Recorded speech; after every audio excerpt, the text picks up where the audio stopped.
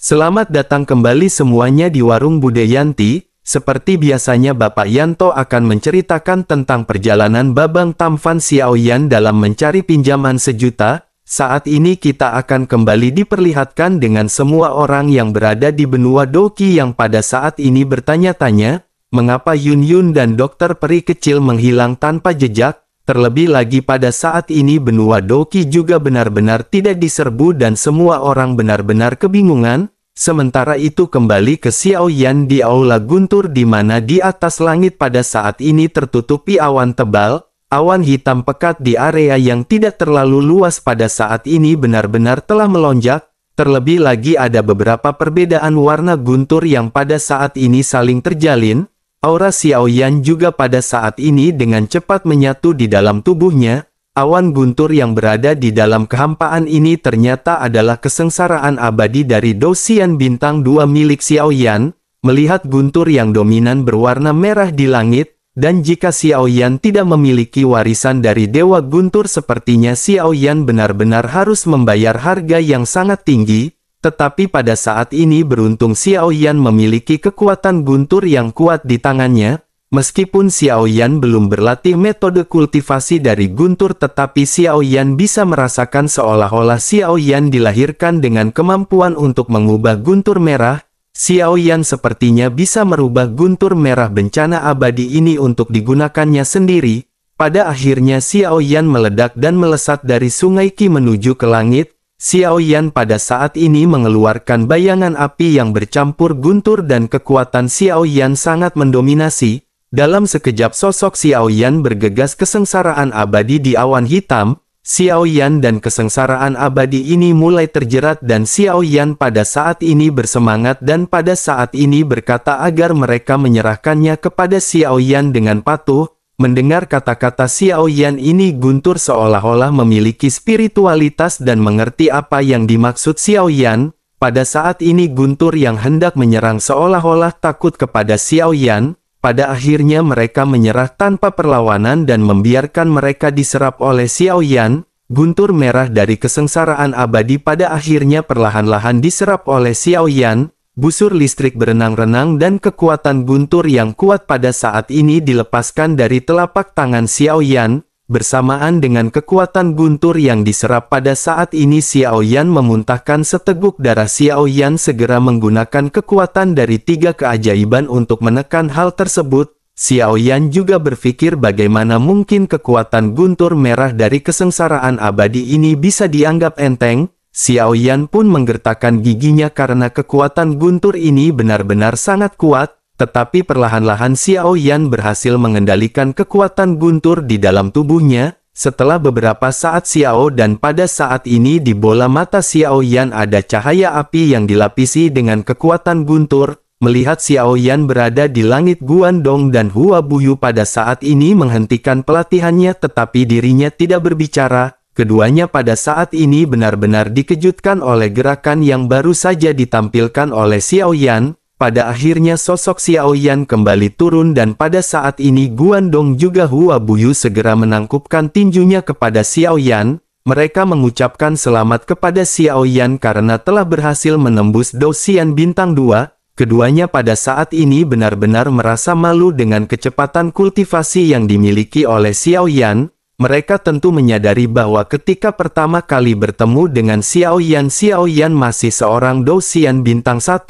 Tetapi hanya dalam beberapa saat pada akhirnya pada saat ini sosok Xiaoyan telah meneroboskan bintang 2. Sementara itu Hua Buyu yang menaklukkan tinjunya juga pada saat ini tiba-tiba terbatuk-batuk. Wajahnya pucat dan terlihat jelek sementara Xiaoyan pada saat ini segera terbang ke sisi Hua Buyu. Guandong dengan lembut segera menjelaskan kepada Xiaoyan bahwa saudara Hua Buyu pada saat sebelumnya dirinya telah mengeluarkan semua kekuatannya untuk menghadapi Wu Henjian dan menderita luka ini.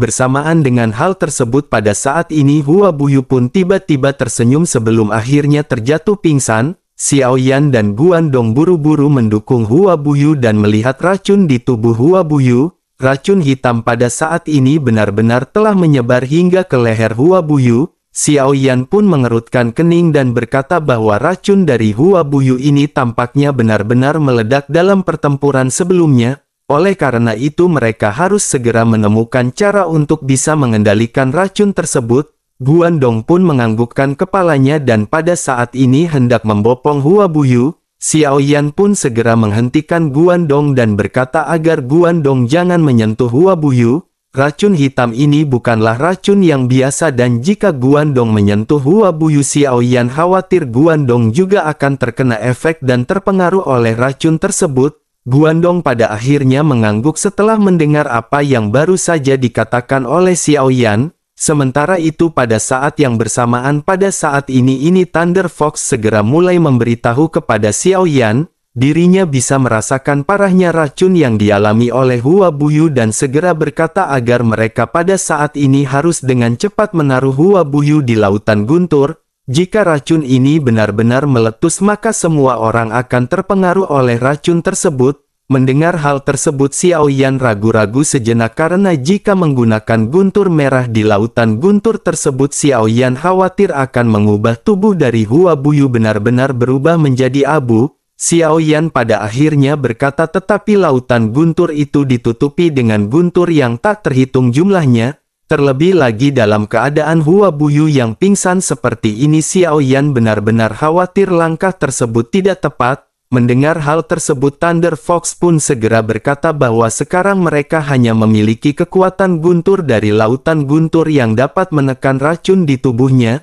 Tidak ada pilihan kedua pada saat ini dan semua orang benar-benar akan terpengaruh oleh racun. Xiao Yan pada akhirnya menggertakkan gigi karena Xiao Yan juga menyadari bahwa ini adalah satu-satunya solusi yang mereka miliki. Pada akhirnya lengan Xiao Yan segera ditutupi oleh busur listrik dan Xiao Yan segera mengambil Hua Buyu. Xiao Yan segera melesat ke lautan guntur dan menangguhkan tubuh Hua Buyu di tengah lautan guntur. Bersamaan dengan hal tersebut pada saat ini Xiao Yan melihat sosok Void Seeds. Xiao Yan pun segera memerintahkan Void Seeds agar pada saat ini untuk segera mendekat. Secara alami Void Seeds juga dapat memahami perkataan Xiao Yan dan dirinya segera memindahkan tubuhnya yang besar ke sisi Xiao Yan. Xiao Yan dengan hati-hati menempatkan Hua Buyu di belakang Void sebelum akhirnya mengendalikan guntur yang lebih lemah dan mencoba menekan racun di tubuh Hua Buyu. Begitu aliran guntur masuk ke dalam tubuh Hua Buyu dirinya pun seketika mendengus terendam.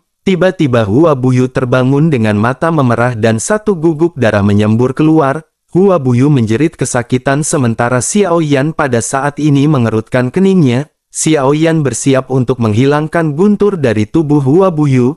Tetapi pada saat Xiao Yan hendak bergerak Hua Buyu segera meraih lengan Xiao Yan. Dengan menahan rasa sakit Hua Buyu segera mulai berkata kepada Xiao Yan bahwa ini sangat berguna. Oleh karena itu mari mereka melakukan sesuatu yang lebih menarik. Xiao Yan pun tertegun sejenak tetapi melihat racun yang hendak menjalar di wajah Hua Buyu sebenarnya mulai memudar. Xiao Yan pada saat ini menyadari bahwa apa yang dikatakan oleh Hua Buyu memang benar.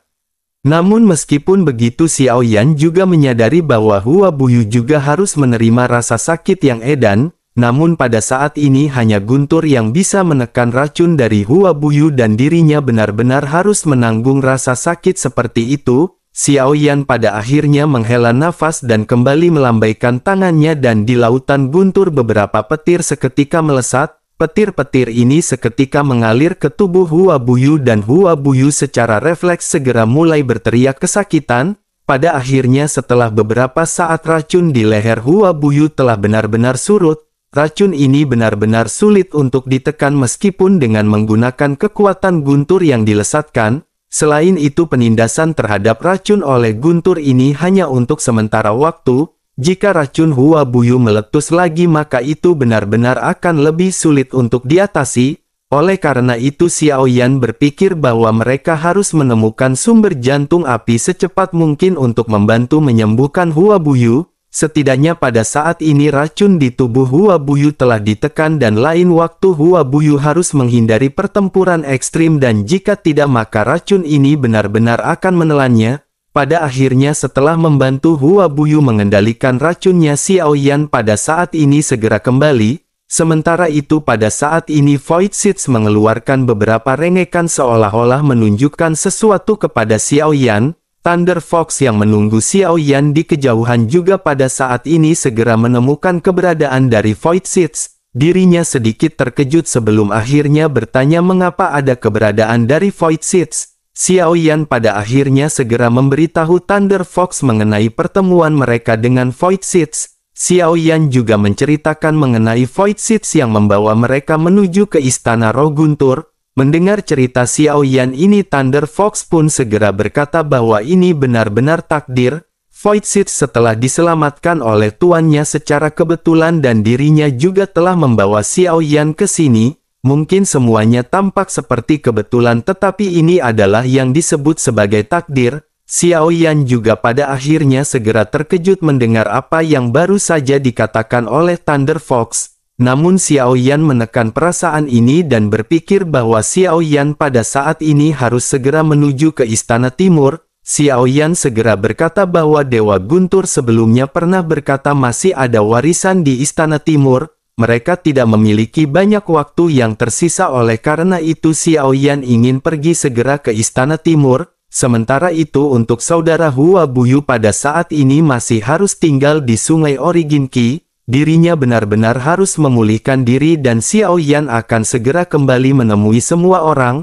Hua Buyu pun mengangguk dan pada saat ini berniat untuk segera memulihkan kekuatannya. Sementara itu Thunder Fox pada saat ini menemani Xiao berjalan perlahan menuju ke Istana Timur. Thunder Fox menjelaskan bahwa Istana Timur adalah tempat dari Dewa Guntur mengajar. Banyak murid dari gurunya semuanya mengajarkan ilmu mereka di Istana Timur. Tetapi Istana Timur sudah lama ditinggalkan dan ada banyak hal yang telah menghilang. Satu-satunya hal yang masih berfungsi di sini adalah 3000 Thunder Tires. Cerita warisan yang sebelumnya disebutkan oleh Tuan Dewa Guntur seharusnya adalah platform penempaan 3000 Guntur ini. Mendengar hal tersebut Xiao Yan pun mengangguk hingga tak lama mereka pada saat ini sampai. Xiao Yan pada saat ini memasuki sebuah aula di mana banyak buku yang pada saat ini tersebar di dinding. Xiao Yan juga pada saat ini melihat ada platform di tengah-tengah dari aula. Xiao Yan berjalan perlahan menuju ke platform penempaan 3000 Guntur.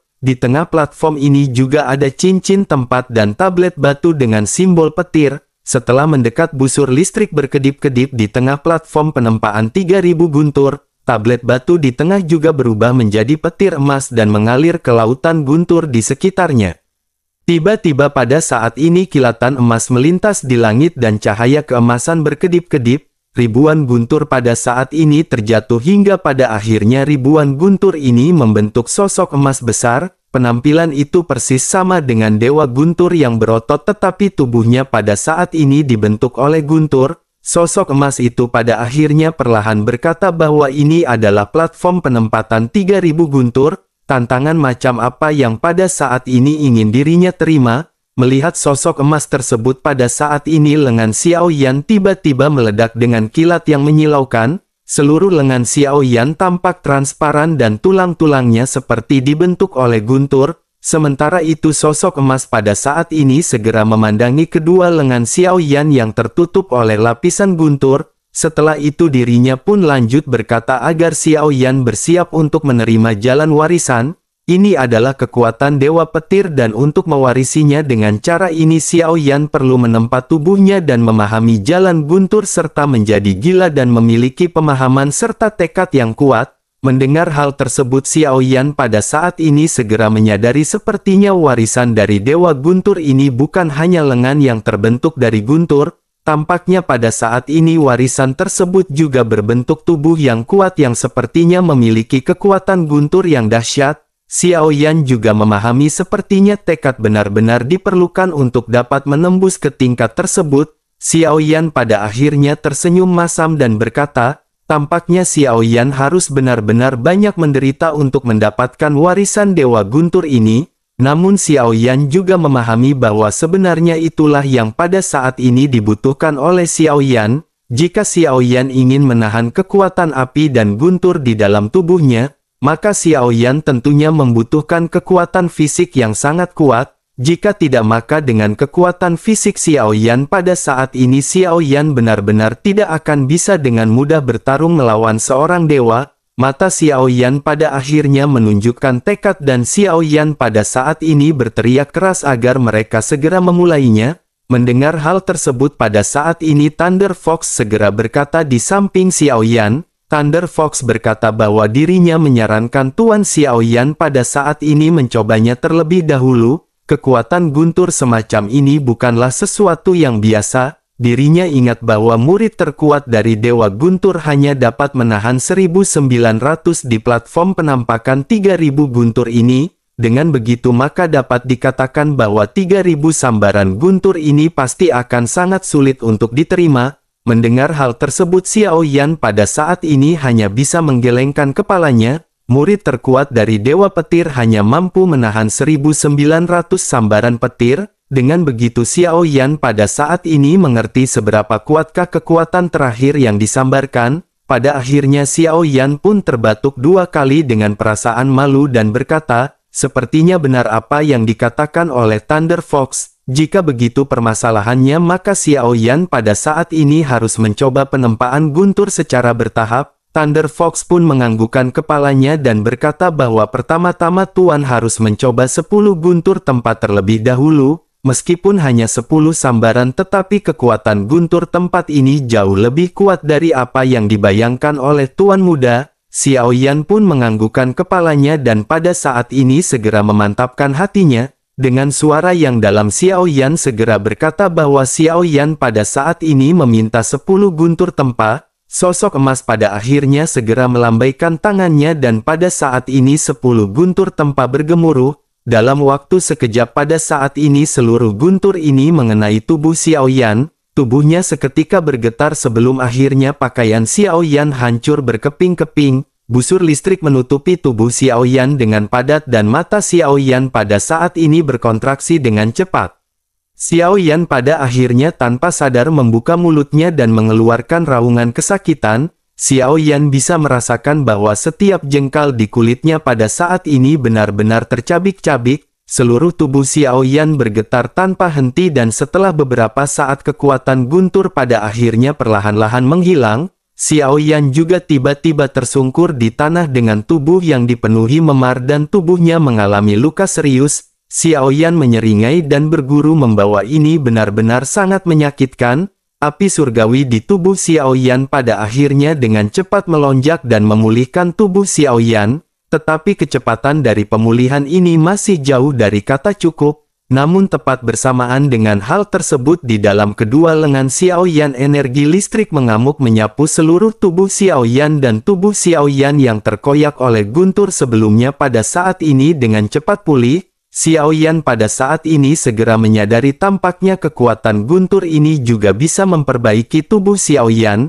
Tetapi meskipun begitu Xiao Yan pada saat ini harus mengalami rasa sakit di tengah-tengah pemulihan.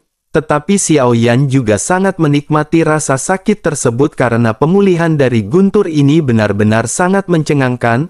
Pada akhirnya luka fisik di tubuh Xiao Yan benar-benar pulih sepenuhnya. Bersamaan dengan Xiao Yan yang memulihkan diri pada saat ini sepotong informasi segera bergegas ke pemikiran Xiao Ya. Setelah beberapa saat Xiao Yan pun perlahan membuka matanya dan pada saat ini Xiao Yan benar-benar takjub dan mulai bergumam. Xiao Yan menyebutkan tubuh guntur Dewa Abadi tubuh guntur yang mendalam. Apa yang membanjiri pikiran Xiao Yan ini adalah serangkaian latihan tubuh. Xiao Yan menyadari bahwa latihan guntur ini benar-benar jauh lebih tinggi dengan apa yang pernah dipelajari oleh Xiao Yan. Tubuh guntur Dewa kuno ini telah ditinggalkan oleh Dewa Guntur. Tingkat metode pelatihan tubuh ini juga telah mencapai tingkat suci di atas tingkat di. Hanya saja tubuh guntur Dewa kuno ini dibagi menjadi 3 tingkat. Tingkatan tersebut adalah tingkatan tubuh misterius, tubuh sebenarnya dan tubuh abadi Dewa Guntur kuno. Hanya setelah berlatih tubuh petir misterius rangkaian latihan ini hampir tidak mencapai tingkat di.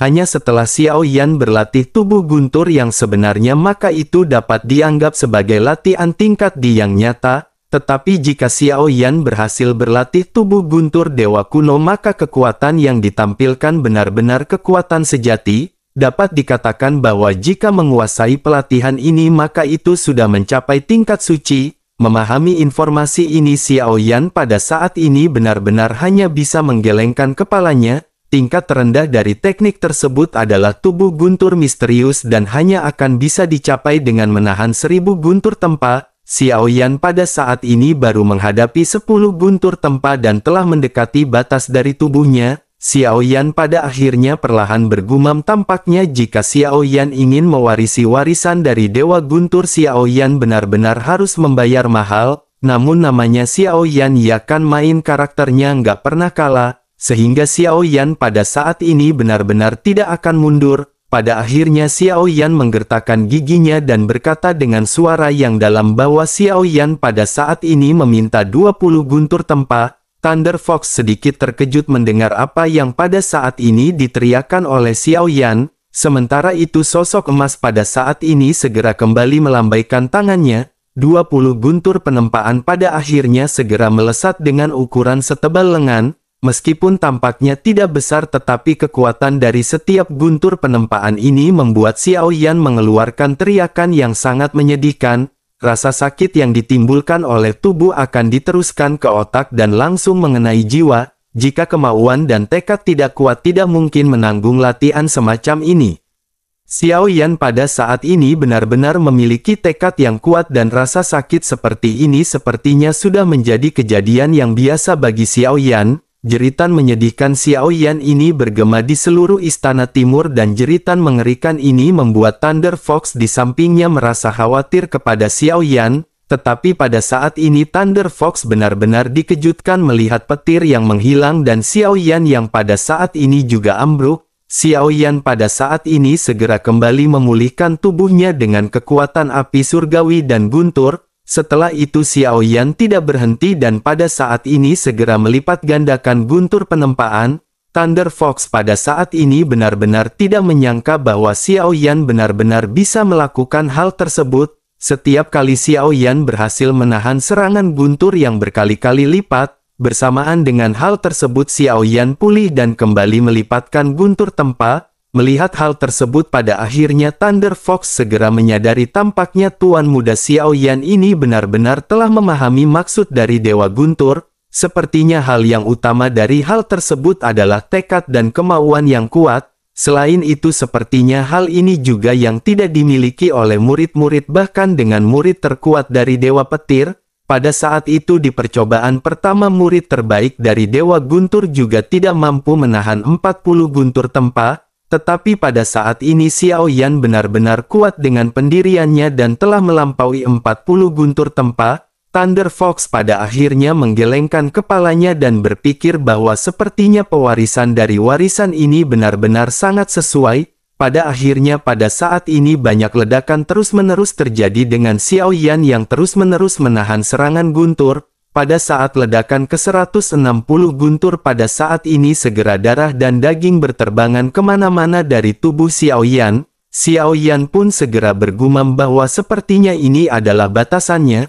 Sosok Xiao Yan pada saat ini benar-benar ambruk dengan tubuh yang terlihat memar dan pada sobek. Tetapi pada saat ini api surgawi begitu juga dengan guntur kembali memulihkan tubuh sisik Xiao Yan. Sesaat kemudian sosok Xiao Yan pun duduk bersila dan bermeditasi dengan mata yang tertutup. Xiao Yan pada saat ini segera menyadari bahwa Xiao Yan telah memasuki tingkat pertama dari tubuh Dewa Guntur Abadi. Xiao Yan telah memasuki tingkat tubuh guntur misterius dan kekuatan fisiknya pada saat ini telah meningkat. Xiao Yan pada akhirnya berdiri dan merasakan kekuatan api surgawi yang bercampur dengan guntur di dalam tubuhnya. Xiao Yan dengan jelas merasakan bahwa di bawah kulit Xiao Yan setiap inci otot sepertinya mengandung kekuatan yang dapat meledak kapan saja. Xiao Yan pada akhirnya segera mengepal 5 jari dan nyala api segera berkobar. Bersamaan dengan hal tersebut busur listrik yang penuh dengan kekuatan dahsyat muncul dan membuat ledakan.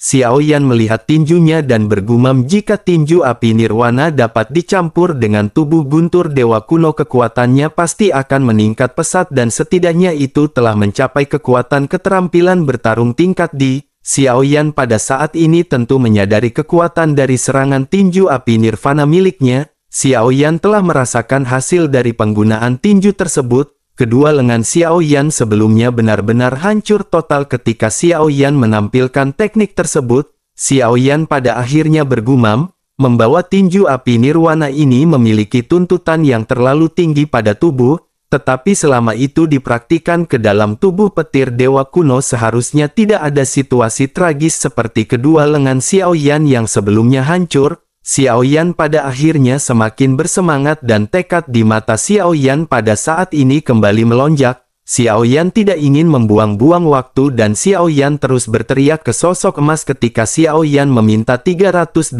guntur tempa. Xiao Yan pada akhirnya kembali melakukan pelatihan penempaan tubuh dengan guntur tempa untuk waktu yang tidak diketahui. Xiao Yan terus-menerus terluka parah dan pulih, terluka parah lagi dan pulih, dan Xiao Yan benar-benar melanjutkan semua ini dengan penuh tekad. Sementara itu pada saat yang sama ketika Xiao Yan dan yang lainnya masih tenggelam dalam pelatihan di Aula Roh Guntur, sebuah bahtera muncul di luar Aula Roh Guntur dan 3 sosok berdiri di atas bahtera.